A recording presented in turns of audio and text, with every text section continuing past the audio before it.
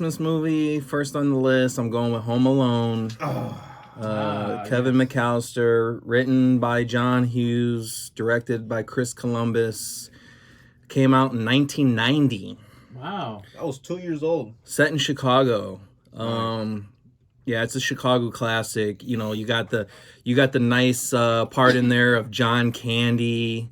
He was what were they? They were a traveling band from, you know, I'm gonna hack this up. People are gonna get mad. But anyway, John Candy's in it. And it's just a great movie. The kids, Home Alone. You got Joe Pesci in it. Who's the other guy? It's Joe Pesci. Joe Pesci, Daniel Stern. Daniel Stern, big. I don't think a lot of people know that. You know the Wonder Years? Yeah, he was the voice. He was the voice of that guy. I didn't know that. My wife told me that. Are you serious? Yeah, he's the voice of that. Wait, the original Wonder Years. Yeah. Okay. Yeah. In fact, I believe in the movie, while he was making the movie, he would actually do some of the voiceovers there on the set. Oh, for real? Yeah. They would just put Holy a stock shit, I didn't know that. over a microphone and record the audio and then send it off to the show. Now I gotta go to YouTube and hear some clips. I'm like, oh fuck. Yeah. I mean, Home Alone's classic. You know, they filmed those fake 50s or 30s, 40s movies where he's like, you know, you filthy animal, and you know the shooting. They filmed those just for that movie. And every time I see Home Alone, I want pizza. Because, you know, in the beginning, the guy's delivering 20 pizzas to the house. They're all getting ready to pack because the rest of his family's flying to, like, Paris, France or something. What does the dad do for a living? I don't know.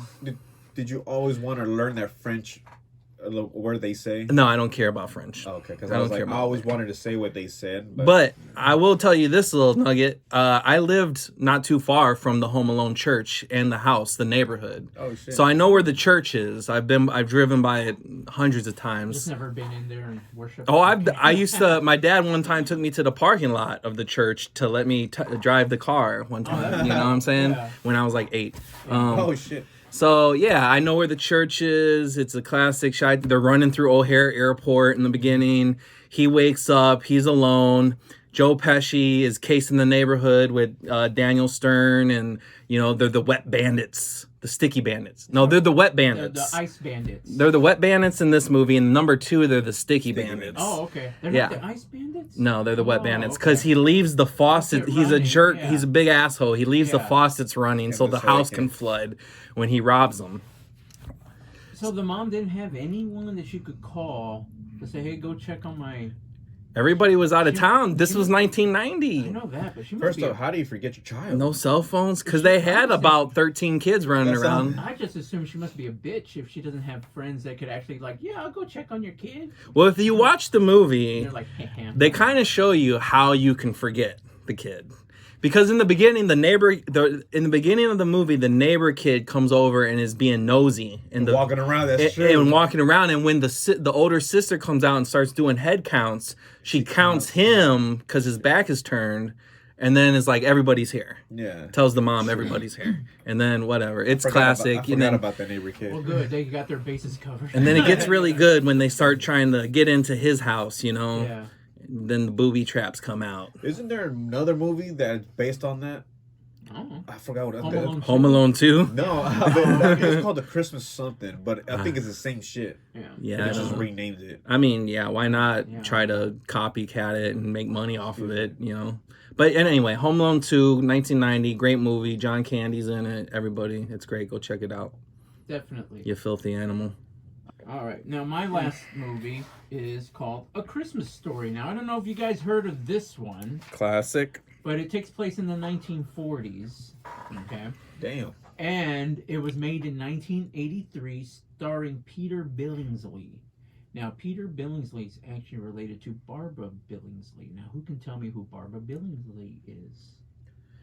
That's, no, I don't know. Go ahead. All right. She played June Cleaver on Leave It to Beaver. Now, who can tell me who Leave It to Beaver is? Holy shit, that's No, old. anyway, I don't know. That's old. Right. We're going to go down the fucking... It was directed by Bob Clark, and these were one of the movies that I grew up watching, you know, with...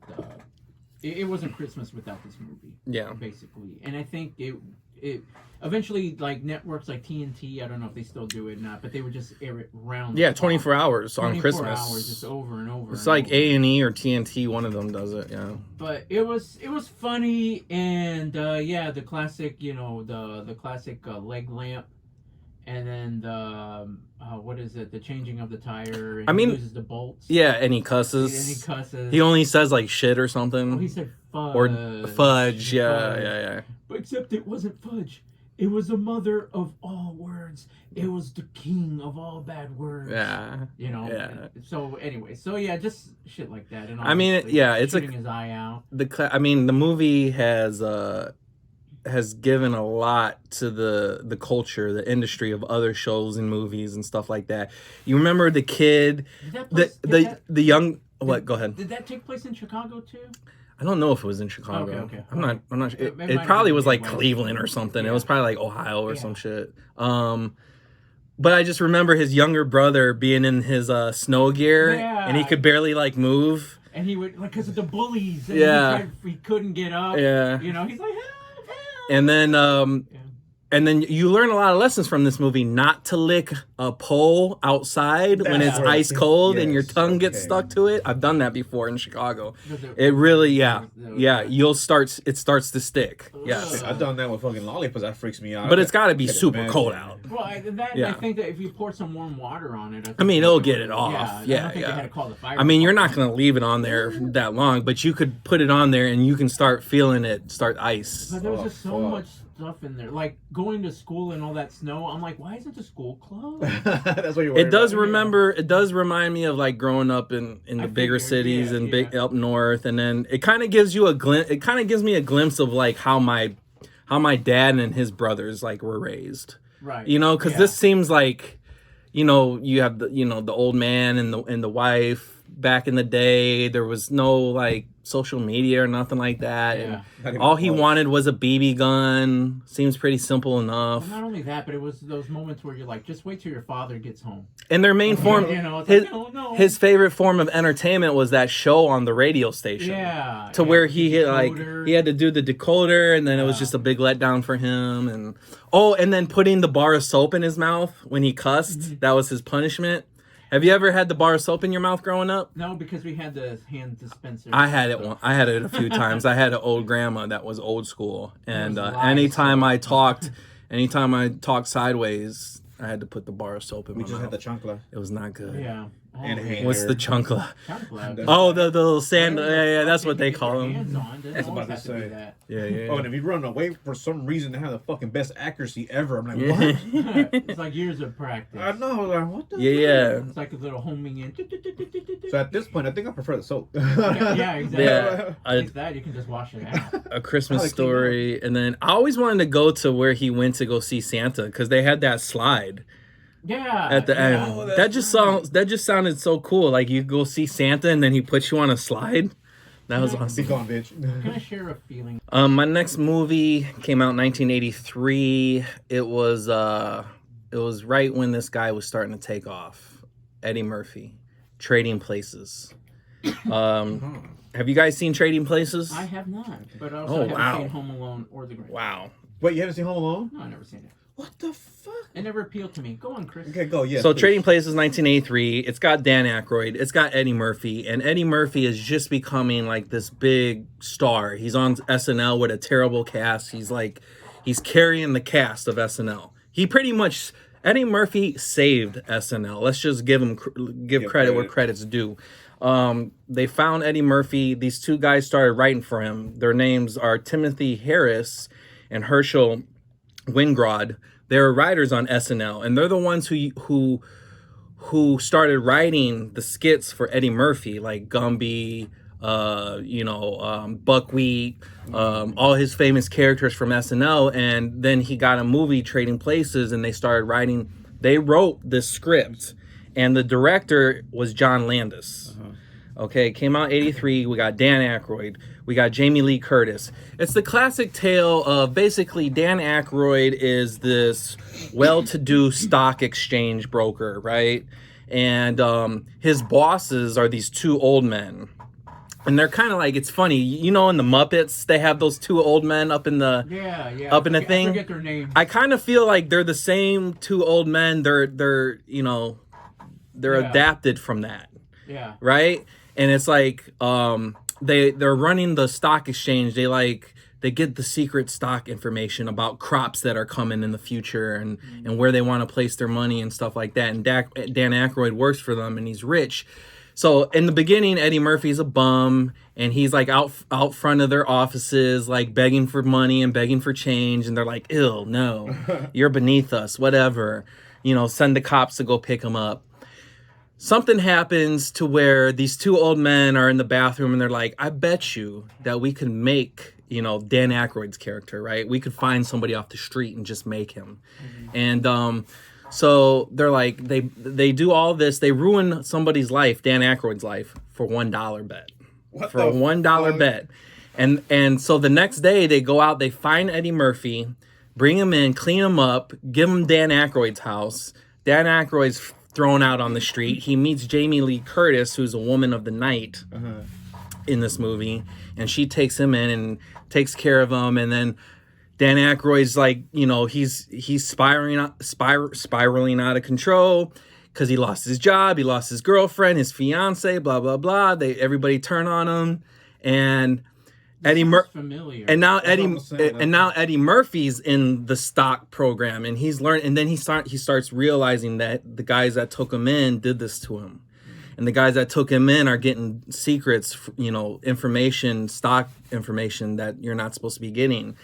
And so the whole movie goes on, and then he finally meets up with Dan Aykroyd, and they team up to turn on the old men to make them poor, so they can get back into the lifestyle. So it's a great movie. It's set during Christmas. There's a lot of Christmas theme around it because they pretty much send Dan Aykroyd to the poorhouse during Christmas. They kick him out on the street and everything.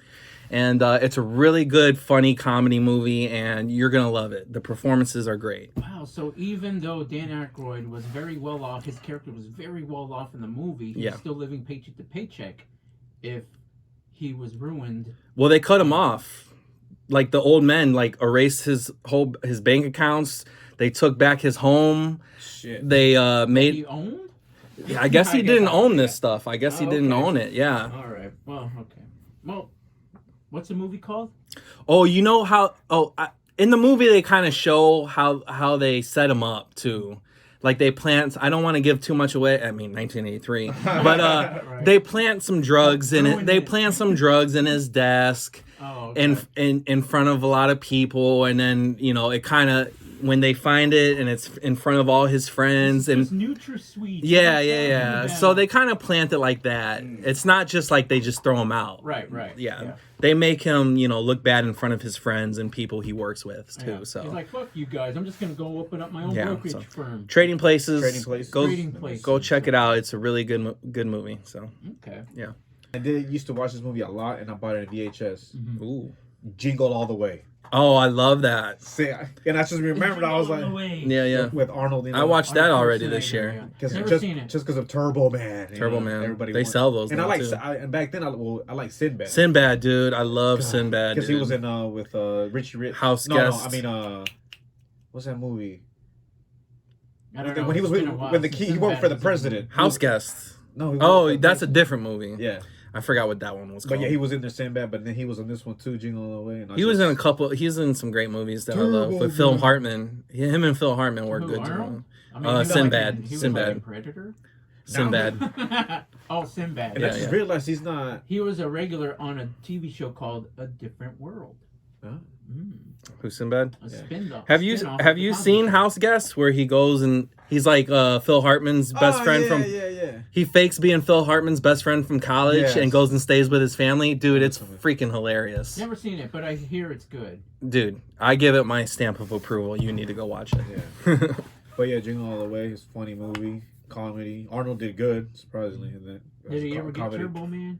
Yes, at the end. Eventually. But what was the lesson that was learned? No spoilers. Oh my god, the movie came out when I was 12. The lesson learned is don't wait till the last minute to buy the hottest gift of the year. And don't go buying a turtle man from just a random little fucking warehouse. Yeah. It was a fucked up one. I think it was Spanish or broken or some shit like that. Yeah, he bought it from somebody. Hey, you get what you get. You know, I mean, it was a good what happens movie. when you wait till the last minute. El Turbo Man. My dad is Turbo Man. I got one more movie. Oh no! Okay. Don't cut me short. All I'm about to be real quick about it. Right. 1988, Bill Murray's Scrooge. It's What? based on the 1843 novel A Christmas Carol by Charles Dickens. Yeah. It's called Scrooged. So basically, are you familiar with the Christmas Carol story I where like the Patrick Stewart version, but go on. where you're an old bitter, well, in this movie he's a rich like businessman or whatever. And he doesn't, really care. He's not in the spirit. He's not giving people bonuses. He's not giving his caretaker or his, he's not tipping people. He's not in the, you know what I mean? Yeah. Something happens, and then the ghost of Christmas past comes and visits him and, shows him what life would be like, without him or with him being different. And, it's been a while since I've seen the movie. I'm going to watch it. I'm going to watch it again. Yeah. I'm going to watch it again this week and get into it. But Bill Murray's Scrooge, it's just it's a more comedy. I like a lot of comedy Christmas movies. I'm not trying to I'm not watching the real 34th on Miracle on 34th Street or, all these It's real a Wonderful Life. Oh, yeah, I mean, I understand it's got its place in history and everything. People love it, whatever. But I like the more comedy ones that are themed around Christmas time, So Okay, that's good. go check it out. It's a good Bill Murray movie.